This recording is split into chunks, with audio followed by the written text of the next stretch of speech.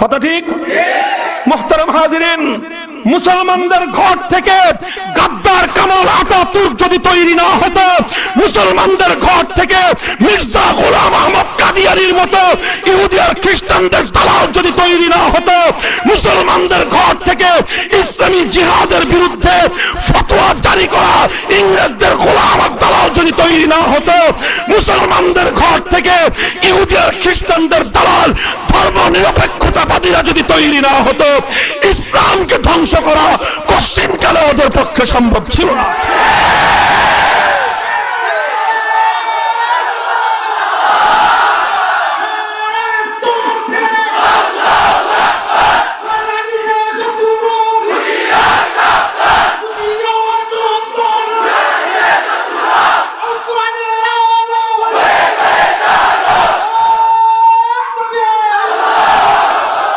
তবে আলহামদুলিল্লাহ অনেক ষড়যন্ত্র ওরা করেছে বিগত শত বছর ধরে ইসলাম এবং মুসলমানদের জাগরণকে দাবায় রাখবার জন্য অনেক চক্রান্ত ওরা করেছে।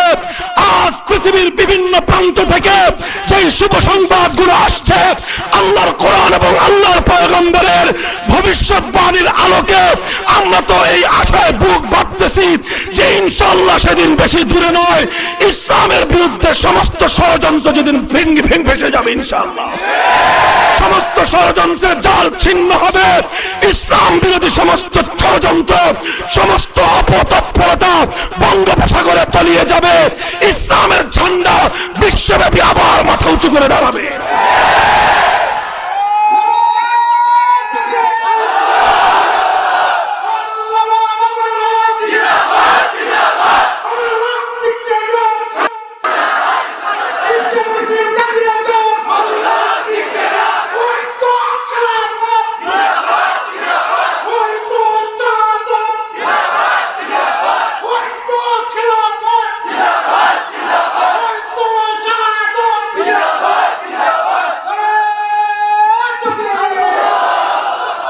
মুহতারাম হাজিরিন, তবে কথা হলো এই, শুধু আবেগ দিয়ে ইসলামের বিজয় আসবে না, শুধু স্লোগান দিয়ে ইসলামের বিজয় আসবে না, শুধু ক্ষণিকের আবেগ আর শুধু ক্ষণিকের স্লোগান, সামান্য একটু আবেগ আর অল্প সময়ের একটু উত্তেজনা, আল্লাহর কসম খেয়ে বলতে পারি এই সামান্য সময়ের আবেগ, সামান্য সময়ের উত্তেজনা আর দুই একটি স্লোগান দিয়ে আল্লাহর জমিনে ইসলামের বিজয় আসবে না। মুহতারাম হাজিরিন, আজ আমাকে আর তোমাকে বেরিয়ে আসতে হবে সেই খোলস ছেড়ে। আমাদের বুকের মধ্যে আজকে দানা বেঁধে আছে।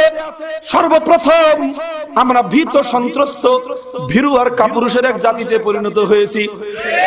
আজকে আমাদের অধিকাংশ মুসলমানরা মনে করে, অধিকাংশ মুসলমানদের বিশ্বাস হলো যে আজকের ইউরোপিয়ান, আজকের ইঙ্গো মার্কিন শক্তির বিরোধিতা করে, আজকের বিশ্ব শক্তির মোকাবেলা করে আল্লাহর জমিনের মধ্যে ইসলাম কায়েম করা সম্ভবই না। অধিকাংশ মুসলমানরা কথাই বিশ্বাস করে। এজন্য হক্কানি উলামায়ে কেরাম যখন জনসাধারণকে উদ্বুদ্ধ করে যে আসো আল্লাহর জমিনের মধ্যে আমরা আবার ইসলামের ঝান্ডা উড়াই, তখন অধিকাংশ মানুষ মনে করে যে হ্যাঁ হুজুর, ইসলাম তো অনেক ভালো জিনিস, ইসলাম কায়েম করতে পারলে অনেক ভালো হতো ঠিক, কিন্তু বর্তমান এই পৃথিবীতে ইসলাম চলে না আর ইসলাম কায়েম করা সম্ভব না। ও দুনিয়ার মুসলমান, এই অন্ধ বিশ্বাস থেকে বেরিয়ে আসতে হবে। তোমাদেরকে আল্লাহ পাক রব্বুল আলামিন এমন একটা শক্তি দিয়েছেন, সেই শক্তির বলে যদি তোমরা বলিয়ান হও, আলহামদুলিল্লাহ মুসলমানদের কাছে আল্লাহ পাক এমন একটা শক্তি দিয়েছেন, মুসলমানদের দিলের মধ্যে আল্লাহ পাক রব্বুল আলামিন এমন একটা শক্তি গচ্ছিত রেখেছেন, সেই শক্তির বলে যদি মুসলমানরা বলিয়ান হয়ে মাথা উঁচু করে দাঁড়াতে পারে, ইনশাআল্লাহ সুম্মা ইনশাআল্লাহ সেদিন বেশি দূরে নয় যেদিন ইসলামের হেলালি নিশান আবার নতুন করে উড্ডীন হবে। আলহামদুলিল্লাহ সুম্মা আলহামদুলিল্লাহ, এটাই হলো চূড়ান্ত কথা। আল্লাহর পয়গম্বর উম্মতে মুসলিমার হাতে বিজয়ের সেই সূত্র ধরিয়ে দিয়ে গিয়েছিল, কিন্তু আজ আমরা বেমালুম ইসলামের সেই শক্তির কথা ভুলে গিয়েছি। মুহতারাম হাজিরিন, আল্লাহ পাক রব্বুল আলামিন শক্তি তো আমাদের জন্য রেখেছেন, এমন শক্তি আল্লাহ উম্মতে মুসলিমার জন্য রেখেছেন যেই শক্তির মোকাবেলা করার ক্ষমতা পৃথিবীর কোন শক্তির নাই, ইউরোপের নাই, আমেরিকার নাই, রাশিয়ার নাই। পৃথিবীর কোন শক্তি যদি সত্যিকার অর্থে মুসলমানরা নিজেদের শক্তিতে বলিয়ান হয়ে ঘুরে দাঁড়াতে পারত, তাহলে উম্মতে মুসলিমার জাগরণকে রুখে দেওয়ার সাধ্য পৃথিবীর কোন শক্তির ছিল না। কিন্তু বড় পরিতাপের বিষয় হলো আজ আমরা নিজেরাই তো আমাদের শক্তির ব্যাপারে বেখবর। আমরা নিজেদেরকে বড় অসহায় মনে করি, আমরা নিজেদেরকে বড় দুর্বল মনে করি, আর আমরা মনে করি আজকের পাশ্চাত্যবাদীদের হাতে বিশ্বকে নিয়ন্ত্রণ করবার যেই মারণাস্ত্রগুলো আছে, বিশ্বকে নিয়ন্ত্রণ করবার মতো তাদের হাতে যেই ক্ষমতা আছে, সেই ক্ষমতার মোকাবেলা করবার কোন শক্তি বুঝি আমাদের হাতে নাই। এজন্যই আজকে আমাদের মধ্যে এক ধরনের ভীরুতা, কাপুরুষতা আর হীনমন্যতা আমাদেরকে গ্রাস করে রেখেছে। ও দোস্ত, আল্লাহর কোরআন বারবার আমাদেরকে এই হীনমন্যতা থেকে বেরিয়ে আসবার উদাত্ত আহ্বান জানিয়েছে। আল্লাহ বলেছে, ওয়ালা তাহিনু ওয়ালা তাহজানু ওয়া আনতুমুল আ'লাউনা ইন কুনতুম মুমিনিন। ও মুসলমান, ভয়ের কোনো কারণ নাই, হতাশার কোনো কারণ নাই, শঙ্কার কোনো কারণ নাই।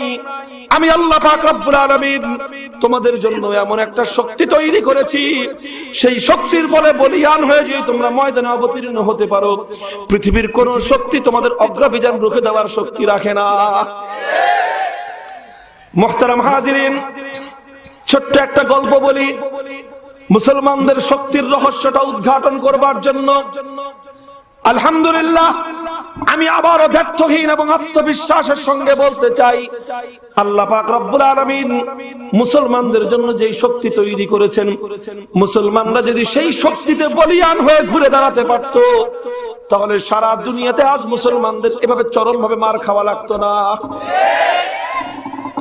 শক্তি তো আছে আমাদের, কিন্তু আমরা তো সেই শক্তি ব্যবহার করার কৌশলই জানি না। এখন শক্তি যতই থাকুক, আপনি নিজে যদি নিজের শক্তি সম্পর্কে বেখবর থাকেন, তো দুর্বলের হাতে মার খেয়ে কান্নাকাটি করা ছাড়া আপনার কোনো উপায় নেই। এক বেটা গেছে জঙ্গলে, জঙ্গল থেকে আসার সময় দেখে রাস্তার পাশে একটা বাঘের বাচ্চা।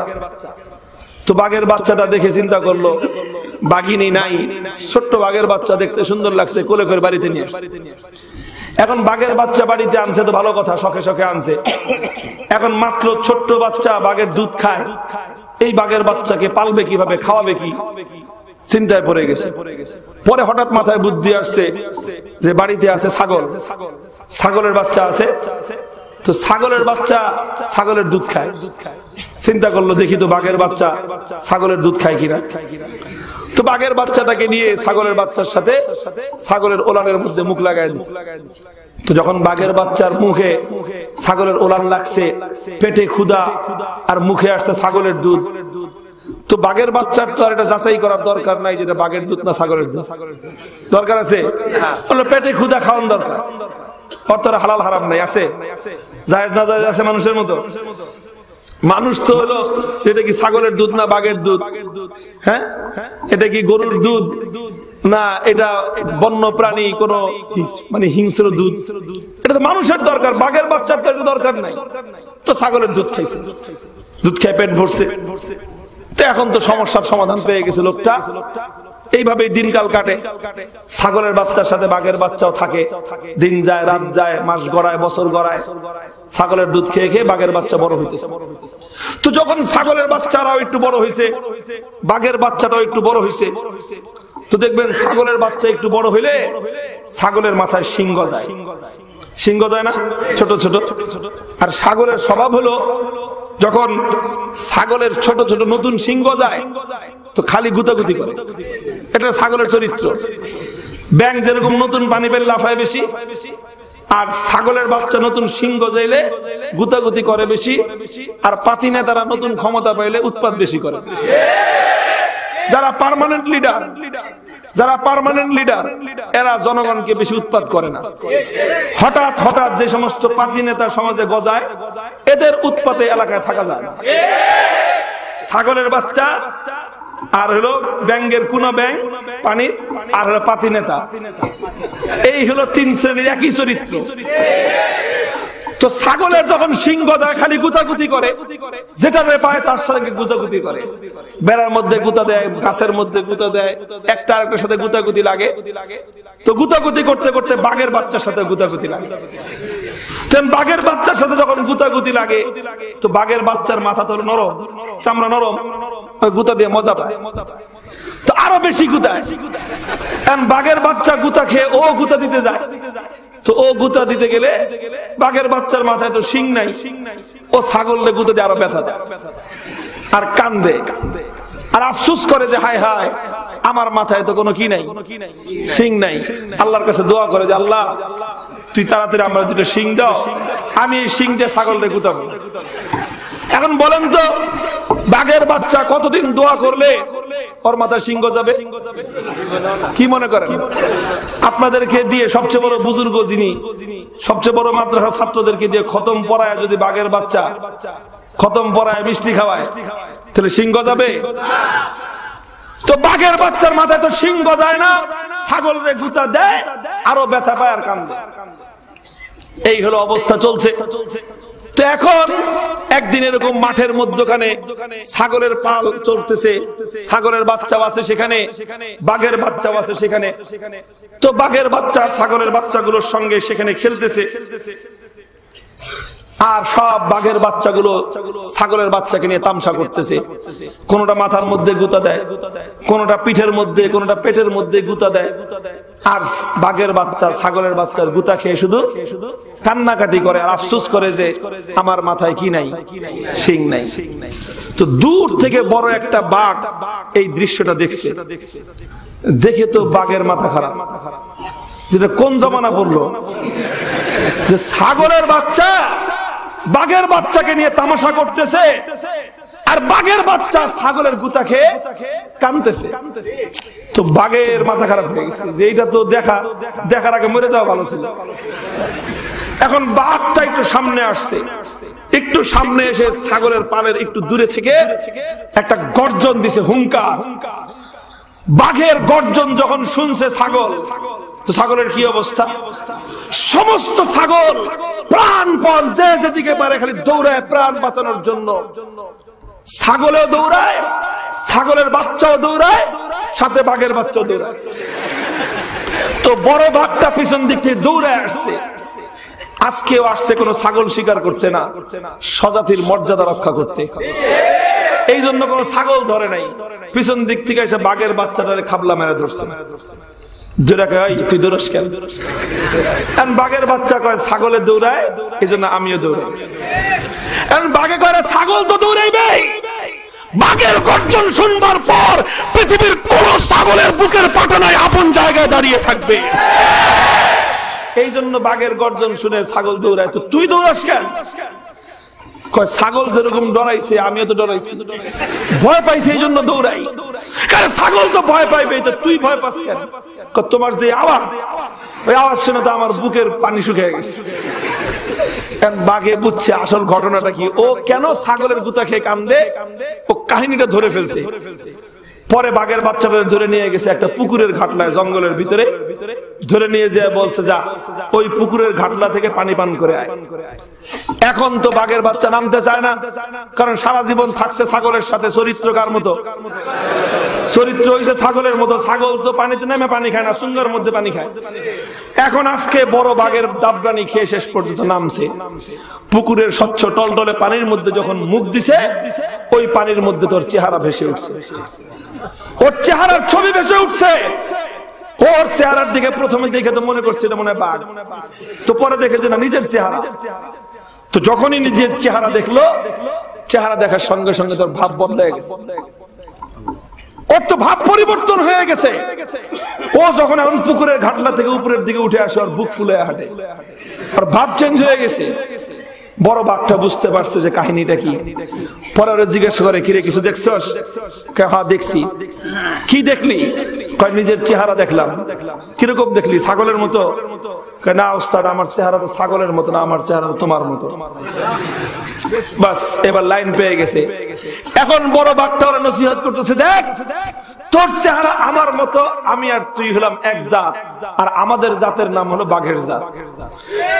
আল্লাহ পাক দুনিয়াতে বাঘের জাতকে ছাগলের গুতা খেয়ে কান্নাকাটি করবার জন্য সৃষ্টি করেন নাই।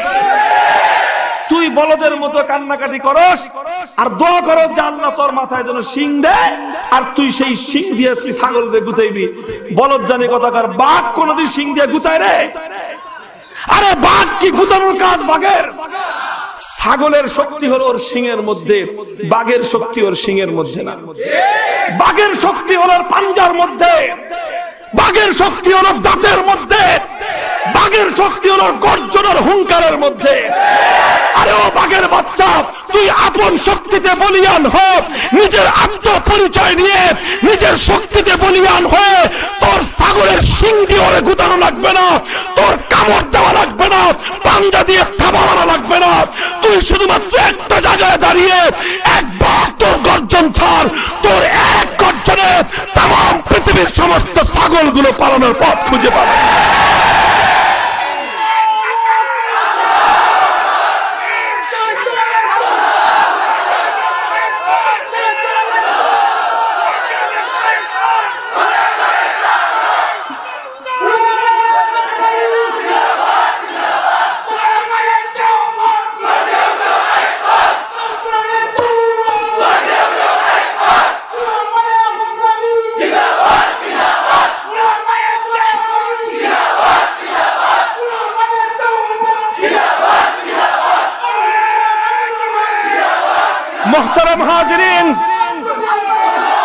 মোহতারাম হাজিরিন, কথা হলো এই জায়গায় আল্লাহ পাক রব্বুল আলামিন আমাকে আর তোমাকে, যাদেরকে আল্লাহ পাক ঈমানের দৌলত দান করেছেন, আল্লাহ আমাদেরকে বাঘের জাত বানিয়ে দুনিয়াতে পাঠিয়েছেন। আর ঈমানদারদের মোকাবেলায় সারা দুনিয়ার সমস্ত বেঈমান, সমস্ত মুনাফিক হলো ছাগলের গোষ্ঠী। ছাগলের শক্তি হলো ওদের শিংয়ের মধ্যে, বাঘের শক্তি ছাগলের মতো শিংয়ের মধ্যে নয়। আজ দুনিয়ার মুসলমান ইমানদাররা অপেক্ষা করতেছে কবে আমাদের হাতে বেঈমানদের মতো সিংহের শক্তি আসবে, কবে আমাদের হাতে ইউরোপ আর আমেরিকার মতো প্রযুক্তির শক্তি আসবে, কবে আমাদের হাতে কাফের আর মুশরিকদের মতো বেঈমানদের মতো দুনিয়ার বাহ্যিক কিছু সক্ষমতা আসবে। সেদিন আমরা সেই শক্তি দিয়ে বেঈমানদের মোকাবেলা করব। ও ইমানদার বাঘের দল, ইয়াকিন রাখো কিয়ামত পর্যন্ত কোনদিন তোমাদের হাতে বেঈমানদের মতো প্রযুক্তির শক্তি আসবে না। আল্লাহ পাক রব্বুল আলামিন দুনিয়ার কাফের মুশরিক বেঈমানদেরকে দুনিয়ার প্রযুক্তি আর জাহিরি শক্তির মাধ্যমে বিজয় দিয়েছেন, আর ঈমানদারদের শক্তি আল্লাহ পাক ভিন্ন কোথাও রেখেছেন। দুনিয়ার সমস্ত কাফেরদের এই প্রযুক্তির শক্তি ঈমানদারদের ঈমানি শক্তির সামনে ছাগলের শিংয়ের চেয়ে বেশি কিছু নয়। ও বাঘের জাত, খবরদার খবরদার, বাঘ কোনদিন ছাগলের মতো শিং দিয়ে লড়াই করে না, বাঘ কোনদিন ছাগলের মতো শিং দিয়ে যুদ্ধ করে না। বাঘ যুদ্ধ করে তার আপন শক্তি দিয়ে। যেই বাঘ ছাগলের শিং দিয়ে যুদ্ধ করতে চায়, সেই বাঘের কপালে কান্নাকাটি করা ছাড়া, লাঞ্ছনা ছাড়া আর কিছুই থাকতে পারে। আজ দুনিয়ার মুসলমানদেরকে একটা সবক দিতে হবে। ও দুনিয়ার মুসলমান, শাহজালালের মাটির মুসলমান, তোমাদেরকে জানতে হবে তোমাদের ইতিহাস, তোমাদেরকে পড়তে হবে তোমাদের শক্তির উৎসের ইতিহাস। কোন শক্তির বলে বিশ্বজুড়ে ইসলাম বিজয় অর্জন করেছিল। তোমাদের এই মাটির ইতিহাস পড়ো। তোমাদের এই মাটিকে বলা হয় জালালাবাদ। কি বলা হয়? জালালাবাদ মানেটা কি? জালালাবাদ মানে হলো এটা শাহজালালের মাটি। শাহজালাল কি আদর্শ রেখেছিলেন? শাহজালাল কোন শক্তিতে বলিয়ান হয়ে এসেছিলেন? ইতিহাস বলে ইয়ামান থেকে শাহজালাল মুজাররদ ইয়ামানি রহমতুল্লাহি আলাইহি এসেছিলেন গৌর গোবিন্দের অত্যাচারের শেকল ভেঙে খান খান করে দেওয়ার জন্য, গৌর গোবিন্দের জুলুম এবং শোষণের পতন ঘটাবার জন্য। সুদূর ইয়ামান থেকে তিনি যখন এসে সিলেটের উপকণ্ঠে উপনীত হন, তখন গৌর গোবিন্দ শাহজালালের অগ্রযাত্রা রুখে দেওয়ার জন্য চেষ্টা চেষ্টা করেছিল এই সুরমা নদীর উত্তাল তরঙ্গ যেন পাড়ি দিয়ে গৌর গোবিন্দের রাজ্যে যেন তিনি প্রবেশ করতে না পারেন। এই জন্য সুরমা নদীর সমস্ত খেয়ার নৌযান এমনকি ডিঙ্গিগুলোকে পর্যন্ত অপসারণ করেছিল যেন শাহজালাল কোনোভাবেই গৌর গোবিন্দের রাজ্যে প্রবেশ করতে না পারেন। ইতিহাস বলে শাহজালাল অগ্রযাত্রা সুরমা নদীর উত্তাল তরঙ্গ রুখে দিতে পারে নাই। সুরমা নদীর উত্তাল তরঙ্গের উপর জায়নামাজ বিছিয়ে তিনি নদী পার হয়েছিলেন। গৌর গোবিন্দের সীমান্তে দাঁড়িয়ে গৌর গোবিন্দের রাজপ্রাসাদের দিকে কোনো বোমা ছুড়ে মারেননি। গৌর গোবিন্দের সীমান্তে দাঁড়িয়ে গৌর গোবিন্দের রাজপ্রাসাদের দিকে তিনি কোনো বারুদ এবং গোলা তিনি ছুড়ে মারেননি। গৌর গোবিন্দের সীমান্তে দাঁড়িয়ে শাহজালাল মুজাররদ ইয়ামানি শুধুমাত্র আল্লাহু আকবারের ধ্বনি তুলেছিলেন। শাহজালালের আল্লাহু আকবারের তাকবীর ধ্বনিতে গৌর গোবিন্দের সিংহাসন থরথর করে কেঁপে উঠেছিল। গৌর গোবিন্দ পেছন দরজা দিয়ে পালিয়ে যেতে বাধ্য।